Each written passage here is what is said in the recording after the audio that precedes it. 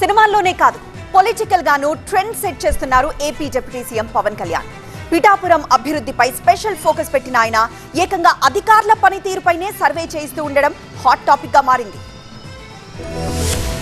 సినిమాల్లో trend set చేసే పవన్ కళ్యాణ్ పాలనా వ్యవహారాల్లోనూ ట్రెండ్ సెటర్ గా నిలుస్తున్నారు. డిప్యూటీ సీఎం గా పిఠాపురం అభివృద్ధిపై దృష్టి పెట్టిన ఆయన నియోజకవర్గంలోని సమస్యలపై అధ్యయనం చేస్తున్నారు. అయితే పిఠాపురం మున్సిపాలిటీ సిబ్బంది పనితీరుపై సర్వే చేయిస్తూ సరికొత్త ట్రెండ్ కు శ్రీకారం చుట్టారు. పిఠాపురం మున్సిపాలిటీలోని సమస్యలు, మౌలిక వస్తువులపై సర్వే అధికారులు అధ్యయనం చేస్తున్నారు.